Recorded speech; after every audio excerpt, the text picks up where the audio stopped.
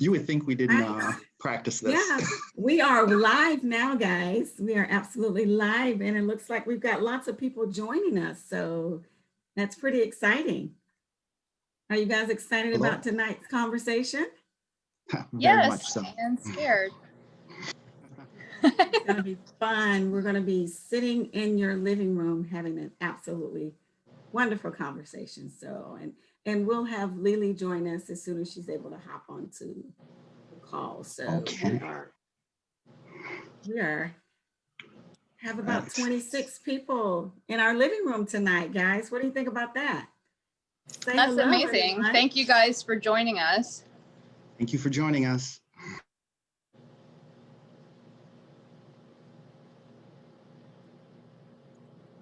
Well, we are going to go ahead and get started. We are right around 7:05, and I know we've got lots more people who are going to join us. So I will go ahead and get started. First of all, good evening to everyone, and thank you for joining us on your Friday night for an intimate conversation with Dustin Harewood, Crystal Floyd, and Lili Yuan will be joining us very soon. So I've actually had the pleasure to meet Dustin already. So we've had a little time to have some conversation. There, Lili, she's just able to join us. So great. Welcome, Lili. I think you're almost connected. Great, great. Well, I've had a chance to have some time to talk with Dustin, but this is my first time meeting both Crystal and Lili. So I want to say hello to you guys and thank you for joining us on Friday night. So again, everyone, thank you.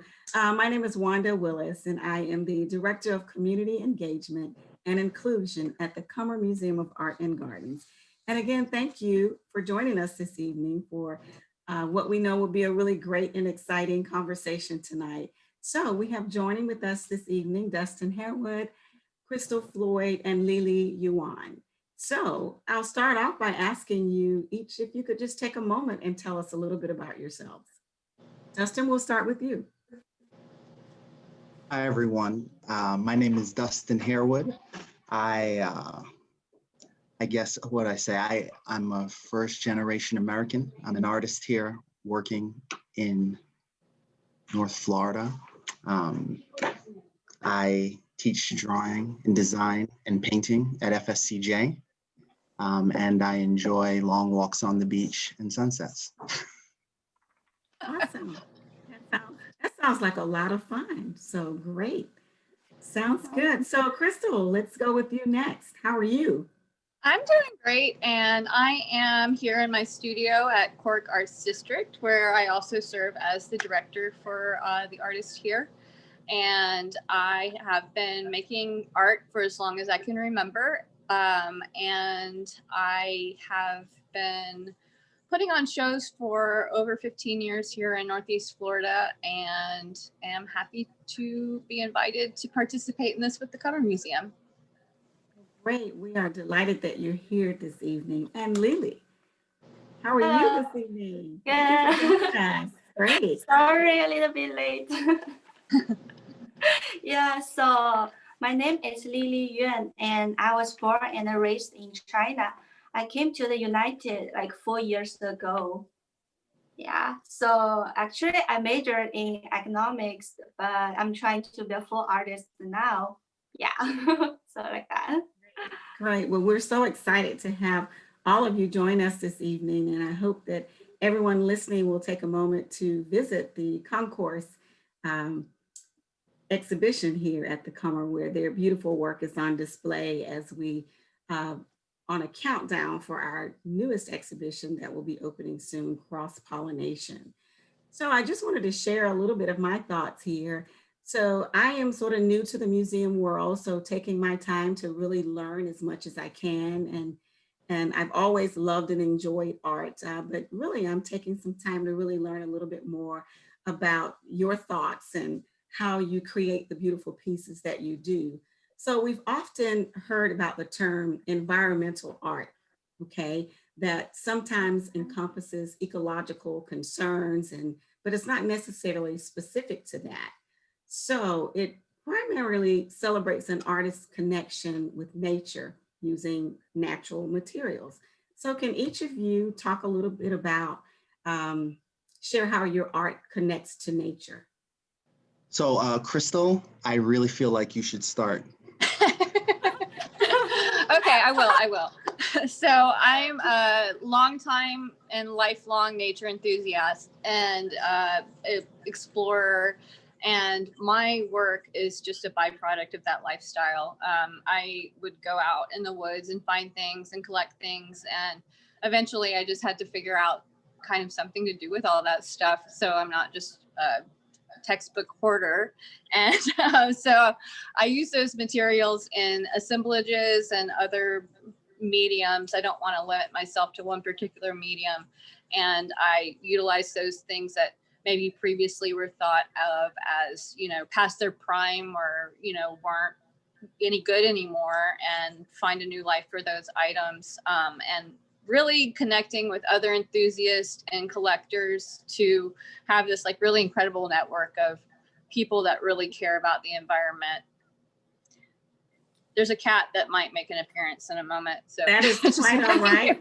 That is quite all right, because tonight is going to be just like we are sitting in someone's living room having a conversation. So if the cat comes through, then we're okay with that. So Crystal, let me ask you, growing up, were you that kid that always collected little knickknacks and all the things that you would find as a kid? Is that any? Oh, for sure. I've been hunting for shark's teeth on the beaches around here since I can remember. And, just the weirdo with all the cicada husks in a jar. I don't know if you can see behind me, but there's a lot of that going on in here. Well, it's absolutely beautiful. And it's exciting to invite people into your studio. So for the audience out there, everyone is in their studio this evening, so you can sort of catch a glimpse of what their studio looks like as well. So what about you, Lili? So for me, this floral series actually is pretty new to me, because normally I do more like figure paintings, but this time I try to capture the most wild and most organic flora resting in the most like natural kind, in the nature. Yeah, I mean, for me, actually, I'm a like part-time photographer, so I always try to like capture the most pretty moment for me. And I don't think I can like improve the beauty of nature, but I can try to like express it in my own way with my painting techniques, like colors and mixed mediums or something to like expand it the beauty for me. Yeah, so something like that. Very cool. So Dustin, I just want to ask you, I know that, tell me how the three of you connected with the exhibition that is currently on display at the Comer, and how the relationship started, and also tell us about how your art connects with nature. Yes, so the interesting thing about this is that this was initially supposed to be a solo show of mine. But when I heard that this was supposed to be connected to the exhibition that will be opening soon, Cross-Pollination, which was about science, nature, and art, the very first person that popped in my mind was Crystal Floyd. Any artist here in Northeast Florida, I was sitting there, I was almost thinking, Crystal Floyd is the one who should have gotten the first call, not me. I know my work is about the environment, but I immediately asked if Crystal could join me in the show. And luckily for me, Crystal didn't turn down my request, and the Comer didn't turn my request down either. Lili and I have worked together in the studio over at FSCJ, I guess for would you say probably about 1.5 years before this? Yes, and I think Lili's been one of the most amazing students that I've ever had. And with having her living here in Jacksonville, the question is, once you leave studio space, what opportunities are there to show work? I think that the Comer is the premier space to show work in the city. And because of how wonderful her paintings were, I begged to have her join me and to join Crystal as well. And luckily the Comer said yes. And I'm so glad that I'm showing with them, because I think that the show now is way better than it would have been if it were just me. Well, it certainly is a beautiful collaborative effort with the three of you in your artwork. And I think it just speaks volumes to how you can come together and make something so beautiful. Tell us a little bit more about really how you got started as an artist. I know, Dustin, your work really, you focus a lot on the environment. Where did that interest come from? So, I think in summer of 2014, I was in Barbados. That's where my family's from. It's where I went to high school. And that summer, I think my wife and I were walking up and down the beach, and we had discovered that there were, I don't know if there were some parties that had gone on, but there was just a lot of plastic. There was a lot of trash on this particular beach, Sandy Beach, Christchurch, the south coast of Barbados. And that summer, we went up and down and kind of just collected some garbage from off of the beach. And there's a reef right just off of the beach. And it's kind of like half alive, half not. And I don't know why, but for some reason that really left an impact on me. And in 2014, I started making these sketches inspired by that particular reef. And then it just kept snowballing. And in 2020, here I am still now making work based off of that particular reef on that particular beach. Wow, that's amazing. So, Yeah, so Krista, definitely, yeah. that's really something. So when you think about your work and the impact that it has on the community, tell me, Crystal, how you feel about your work and how it impacts our community. Well, if anything, I would hope that it would just bring a heightened awareness to giving a little bit of extra care to these things that are suffering and ecosystems that are suffering, and the impact that you as an individual can have, on changing those things. I think as artists, if we work together with scientists, engineers, architects, and we don't all do our research separately, but come up with ideas to design our way, a solution for these issues, it will just be better. I think that we operate in silos, and really adaptation is common among all of those people. And I think that, the permission to change and adapt to whatever the current circumstances will get us to where we need to be eventually, hopefully. Sure. So I'm seeing a really strong connection between science and art. In my mind, I guess I would never think about science and art together. I'm not sure why, but there seems to be sort of a really great connection between, as you look at the environmental art and the pieces that you all are working with in your work. How do you see that connection? Lili, would you like to share a little bit of your thoughts on the connection between the science piece of it and art? So for me, actually, my style is not really like that. Yeah, I'm more like, my style is more about like figure and some like lifestyle like content. Because for me, I like to take photos a lot. Like whenever I go somewhere, I always have my camera with me. Because whenever I saw some like very like pretty or some very interesting moment, I always try to like crop it, like frozen that moment to me. And whenever I start a new project, I like to go back to my camera and go through everything and try to capture like the most impressive moment to me. So for science, I'm not sure, but for me, I feel like the impressive moments inspire me. Sure. She has the spirit, documentarian spirit for sure. She's amazing photographer. So how do you think that work impacts the community when you see something that's beautiful and you're able to sort of capture it in your work? How do you think that impacts the community? Lili, I think that's for you, Lili. So for me,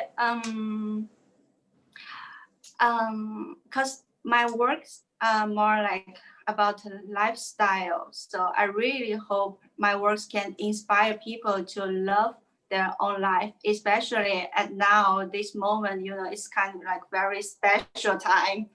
Yeah, and everyone was like in a very low mode for some, no events and no activities, or like kind of alone at home. So I started something new. I mean, I'm still working on my old works, but I try to create something new, like my videos about like art process, to show people how, like what I'm doing when I'm in my house. Because I got a lot of people ask me like, Lili, what are you doing at home? We are so bored. Yeah. So I try to like tell people what I'm doing, and because I didn't really know where to go because everything's like locked down. So I just, go to the nature and I go around everywhere and I try to catch something I like and take videos for fun. So I post on social media and I'm pretty happy because people like it. Yeah. So I think that's how my works. And that's great. That's great. So when I think about our museum and what we hope to bring to our community as it relates to being a place of really just a peaceful place and a place of healing. And I know that art does that for a lot of people. And in the times that we're in right now with the pandemic and the political and social unrest, I know it can be an inspiring time, but also a very difficult time. So how, as an artist, do you survive during the pandemic? I mean, that's the first question. And how has what has occurred in this particular time, how it has affected the work that you are producing? Dustin, we'll start with you. Well, what's funny is I think the three of us were having a conversation just the other day. And I think the thing that came up with the three of us was that we all work in isolation. We spend a lot of time alone when we make things. And I think all three of us got a chance to make a whole lot of stuff during quarantine. And I thought that was fascinating, that was something that was common to all three of us. Crystal, did you want to jump in with that? I mean, really, it's given time to experiment with mediums that, I've wanted to try and spend more time focusing on a collection and really digging in and, perfecting techniques and stuff with new mediums. I've been gardening a whole lot during the pandemic, which I think has just strengthened that connection that I have with nature. And, each time I see a new insect or find a new plant, it causes me to do research and then want to incorporate that into my practice. So it's just kind of given the time to dive deeper into the things without as many distractions that I've really wanted to explore. And we talked also, Lili was talking about also being in her studio a lot during the quarantine. Lili, did you want to share what we were talking about the other day? I don't know, because for me, I feel like it's the same, it's just like my daily life, because I'm not a kind of person like to go to party or like events, a lot. So normally I spend like maybe 70% or 80% like time in my own studio, like by myself. I think maybe the only thing I miss is the Asian restaurant. I think we all do. But I guess different. That's interesting to be able to, during the quarantine, I'm sure you were able to sort of channel some of that energy into. I think all of us have tried to find things to bring us some level of peace during the pandemic. Unfortunately, I'm not an artist, but I have started gardening a bit. So, just being able to find something that brings you a little bit of peace. And also, Speaking of gardens, one of the cool things about the work that we have in there is that Lili has work specifically about the Kummer Garden. And she hasn't talked about that yet. And I think that that's a very interesting thing I want her to share. Right. Sure, we'd love to hear about it.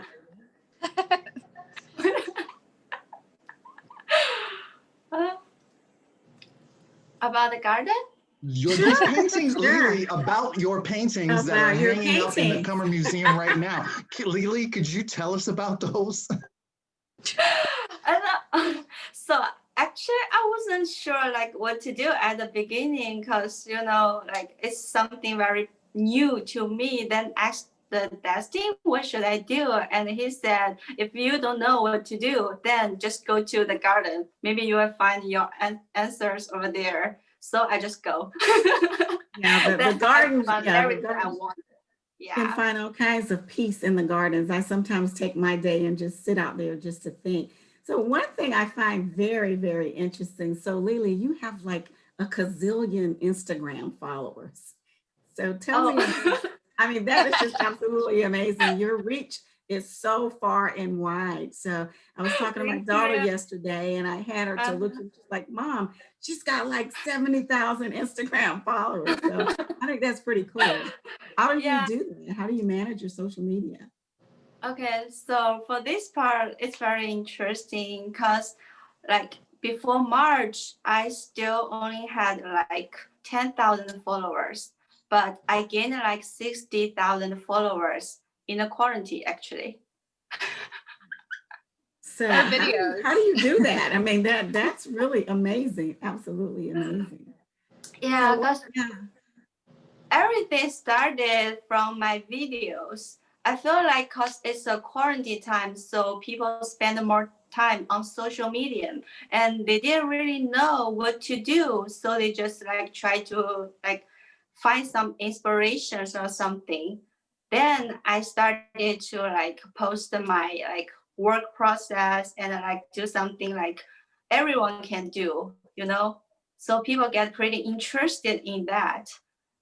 Yeah, so I feel like that's a like very good time for social media, because like yeah, it's kind of very People have more special. time. Yeah, people have more time on their Yeah. hands, I guess. So what about you, Uh, Crystal? Are you into the social media piece as far as You know, sharing I your have a hard work? time with it, but I have to say that Lili has been really inspiring because what she's doing is she's taking something that most of us have in our pockets and really making like a superb example of what you can do with that to showcase your work. And it doesn't cost anything. It's you can really think beyond the limits that may have previously been there. And she's really been inspiring me to kind of do more. I did a little stop motion video for her. Thank you. I didn't know that.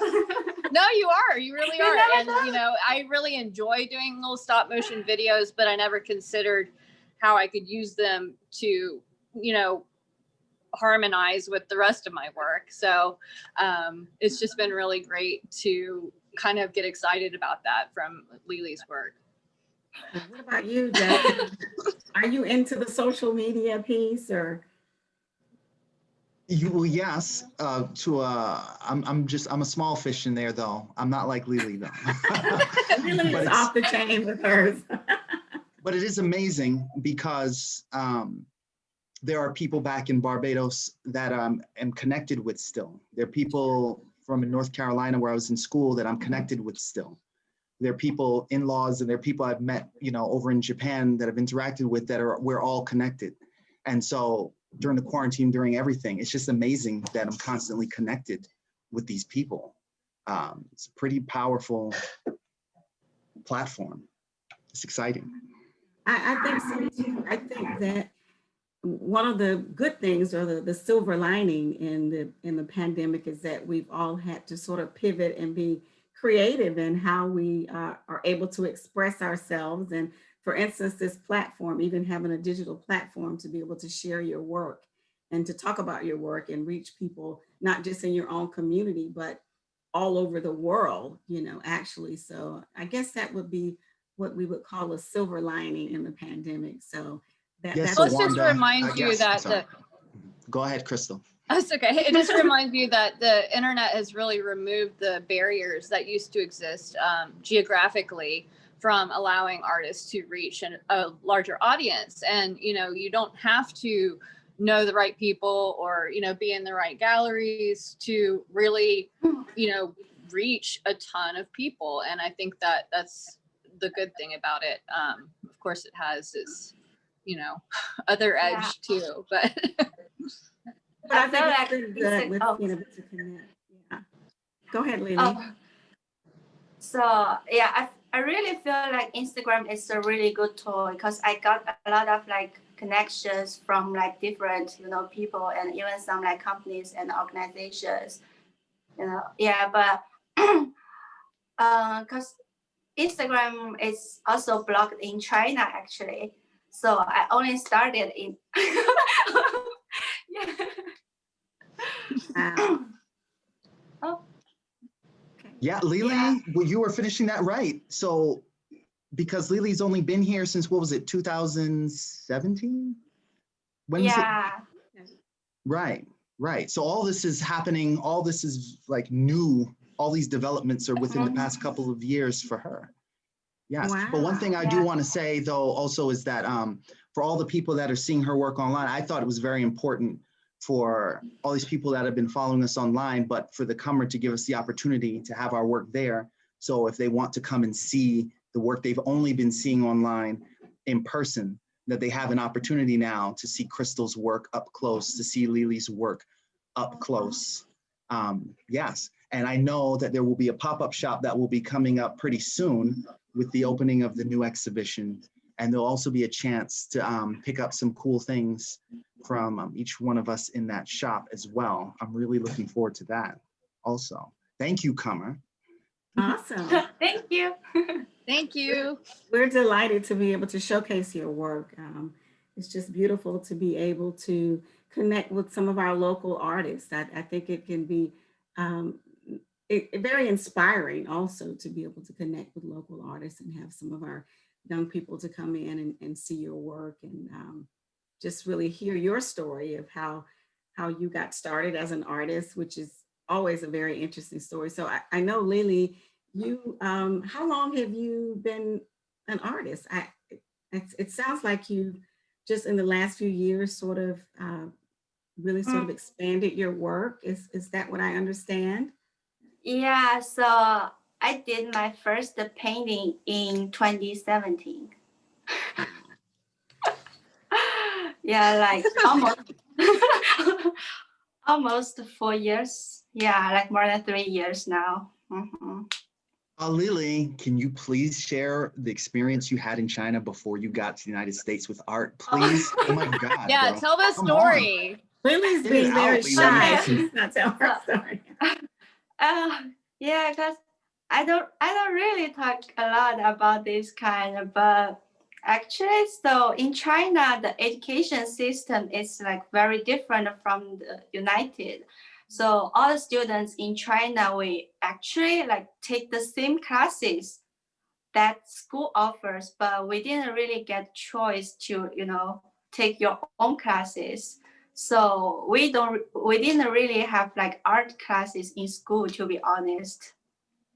So yeah. So without the art classes, how did you develop an interest? Was it just, seeing other art, or what really inspired you to take up art?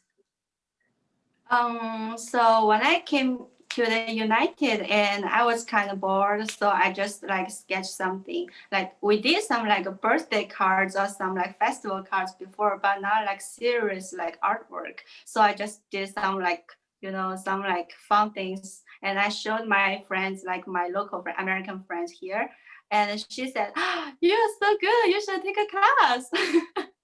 And I was like, huh, really? And then she said, yeah. Then she like recommend some like schools, and yeah. So I just went to the class and I took the drawing class, and the professor said, oh, you're so good. You can do arts. And I said, oh, really? Okay. So yeah, I mean, it's just like very simple start, but that's how my journey starts. Yeah. What a gift, though. I mean, some people start drawing and it doesn't go anywhere. So I think that's a gift that you have that's really amazing. And what's significant is the fact, so her career started when she came to the United States. And that's a very interesting thing. So she didn't have one in China. She was here for a few years and boom, here she is at the Kummer Museum with us. Wow. Because in China, for students, you don't really have time. For me, in high school, I always study like 15 hours every day, actually. So, after 15 hours, you just want to go to sleep. You didn't really want to do anything. Well, of course, after 15 hours, that's a pretty exhausting day. But Yeah, but that's Chinese style. So, yeah, just like that. wow. So I'm going to kind of switch and ask you guys this question. So during these unprecedented times with all of the social and political unrest that is going on in our country and our world, how do you feel that, or is it reflected in your art? Does it give you sort of a sense of creating a piece that will maybe have a message or exemplifies your thoughts or your feelings as it relates to what's going on in the world right now? Crystal. Oh, you want me to go first? Okay, sorry. I just volunteered Crystal. Crystal. I feel like my work, I hope my goal is to, remind people that they have a role and a greater system and cycle that's going on. And, that it's all kind of our responsibility to figure out what that is and step up and use it to the best of our ability in the time that we have. I think that, specifically for me, I want to kind of echo the message that there needs to be harmonious consumption and a new look at the way we build things in a sustainable society, or else, it's just bleak right now, but there's got to be some hope, and there's people who really care about these things. And one of those people is Jim Draper, and he and I have talked recently about a project that will involve not only artwork, but a lot of programming to kind of urge people to explore their regions and the resources that they have at their fingertips they might not realize, and incorporate that into their practices. And I'm excited about that coming up, and we'll keep you posted on that. That sounds great. Can you share any of the programming that you're thinking about? Well, so myself and Jim would be visual artists, but we're also just avid outdoors people. And Doug Ng is another person that we're trying to recruit, David Montgomery and Betsy Harris. We want to do things about native gardening. Betsy Harris is doing some really incredible documentary work about our native species here and the way she uses them in her cooking, and just all kinds of things that aren't just about like, look at this thing. It's about care about this thing, use these things that you have available to you, and be more resourceful with what you have. Sure. Okay. What about you, Dustin? There are a few pieces of I have up right now that I'm incorporating plastics and packaging, and there are just some undercurrents. There's some themes that deal with industrialization and this idea of us producing and consuming, and through that, our relationship with the environment. So what was funny with the pandemic, I think that there were some things that were revealed about how fragile all of this is and our economy is, and what happens when we stop making things. Can we stop making things? I don't think we can. Look at, things falling apart the moment that the assembly lines and the factories stopped. And so there's some very interesting implications, because what does that mean? Does that mean that we won't stop and that we can't stop? And this relationship with the environment, how does this go long-term? Yes, because capitalism works when it comes to the idea of taking natural resources, exploiting them, taking more land, building more things, making new products, making sure people are buying them constantly. And that's the cycle that we're in. And it was interesting during the pandemic, watching all of that slow down almost to a grinding halt, and how damaging it was to our economy. I found that very interesting. That is interesting. And then on the other side of that, when the country sort of stopped, you saw some good in that also, with the less pollution, all of those things that sort of damage the community. You saw a lot of that sort of stop also. So, you know, that's an interesting sort of way. But look at how negative it was when it comes to the economy. Look at how negative that was. So it was great for the environment that we were all forced to stop and stay in our homes and not be driving around and not be buying things, not consuming at the rate we were consuming. That was great. Look at how everyone freaked out. Look at all the problems that it's caused. So what does that mean? What does that mean for us? That's the question. It means what we're doing now. Go ahead, Krista. It just means what we're doing now is not sustainable, and we can't just keep doing the same thing and expecting a different result. I mean, that's, you know, it's got to change, and I think it's all just, the veil is being pulled back right now on all of that. Yes. Yes. Sorry. It'll be interesting to see where we end up. Yeah. All right. Cool. So, Well, what about you, Lili? So for me, because for my personality, I'm like very traditional Chinese, and I don't really like talk to people first, like a little bit shy, not that shy, but a little bit.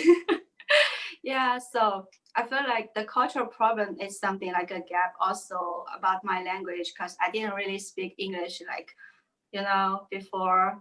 And but since I pick up my brushes, I feel like it could be my language.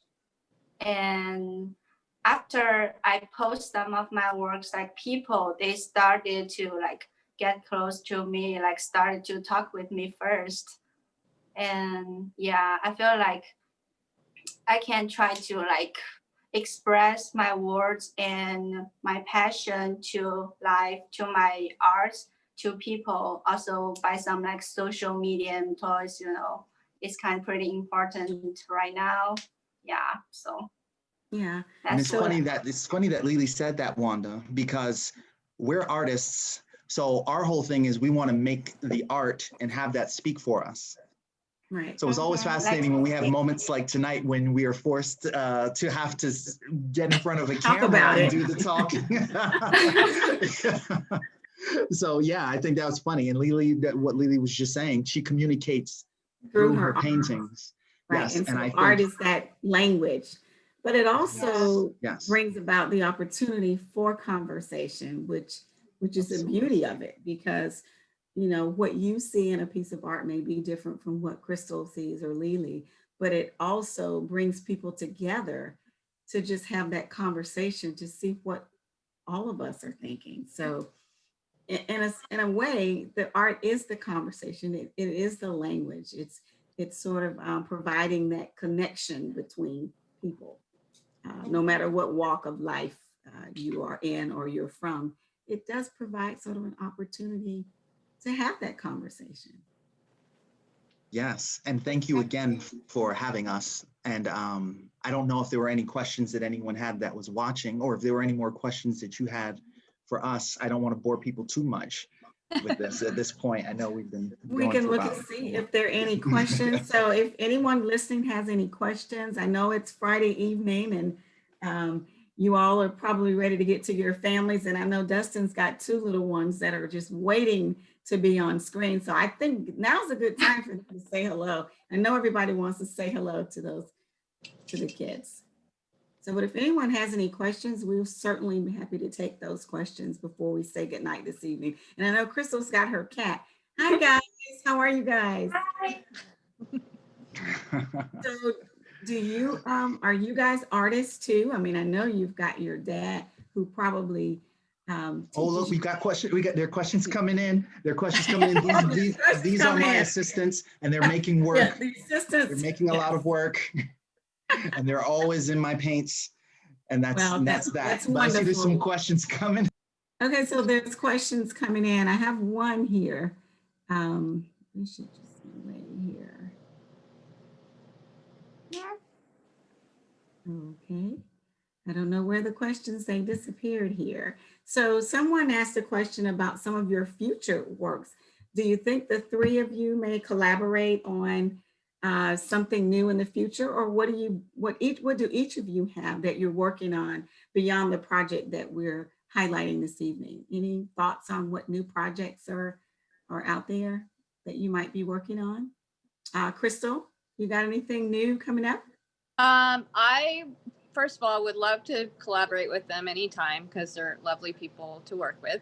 But I also just completed a batik workshop with Cindy Wilson. She's in St. Augustine, and that was really fun. I created a small collection of pieces that will be in the pop-up shop as of this weekend. And I will also be making a bunch of terrariums and actually teaching, fingers crossed, a socially distanced terrarium workshop in November with the Comer. And yeah, I've just kind of been playing around and trying to figure out what else I might want to do. Okay, that sounds great. What have you got coming up, Lili? Lili's got something coming up. Big stuff, Lili, right? Yeah, so I'm going to do a mural actually. Oh wow, where's the mural going to be? It's in St. Petersburg. Okay, that's cool. Yeah, so I got email from what's the name? The the organization, and they asked me if I want to try a mural, and I thought it was fake before, because I had never done a mural before. Wow, that's pretty big. Well, we can't wait to hear more about that. That's going to be pretty exciting. Dustin, what have you got coming up next? There are a few, there's a group show happening at Florida Mining shortly that I will have a piece in. And there are a couple of projects that I'm not sure if I'm supposed to talk about yet. But there are a couple of things that will be happening toward the end of the year. Yeah, well, I'm sorry. We can't wait to hear all about that. But what I would love for you all to tell everyone, if someone wants to purchase your work, how do we go about doing that? I like how we're all silent here. Crystal, would you like to start with that? My pieces are available through the Comer Museum. I'm adding some more this weekend that will be available through their pop-up shop. I'm also making socially distanced studio visits and open for commissions prior to the holidays. So I would say that's probably the best way to get in touch with me, through Instagram or email. Okay, great. And Lili, I know we can find you on Instagram for sure. Yeah. Just catch me there. Easier. And so Wanda, what I do want to say is, so was it October 29th? That's when cross-pollination opens, and yes, we want to buy something from us. We will have merchandise in the Comer shop, in the Comer pop-up. We've got some things that we're making, and we're very excited about that. And I would love for people to go and check out cross-pollination and then see the merch we have in the shop, and also the work that's in the hall. Yeah. Well, that is really exciting. So we can't wait to see the work, and we also can't wait to go to the shops to buy some of your products. So we're excited about that. So I want to just share with everyone, if you need any more information on the exhibition, to go to comermuseum.org and learn all of the information you can about the upcoming exhibition and the Concourse Artist Exhibition that is there right now. So I hope all of you will take some time to come and do that. And on that note, I think we're gonna let everybody have their night back. And I appreciate the conversation with all of you. And thank you again, and say good night to everyone. Thanks, everyone. Oh, wait, hold on, because we have Jackman asked the question, do you miss the reefs in Barbados? If you had the opportunity, would you go to Barbados to work on a project? And what would that project be? I always love going to Barbados to make, so I've got 3 murals over there in Barbados right now, and I'm always down to rush back for some more. Jackman, answer that question before we left. Sorry, Wanda. Yes, I'm glad that question came in. So that means all of us need to get to Barbados so we can see that. Come on down. Come on down. Rihanna's over there. We're all over there. It's a lot of fun. We would love it. We would love it. Absolutely. Thank you, Dustin. Thank you, Crystal. And thank you, Lili. Thank you. Thank you. Thank you, everyone, for joining us this evening. Have a great evening. Thank you. Yeah, bye.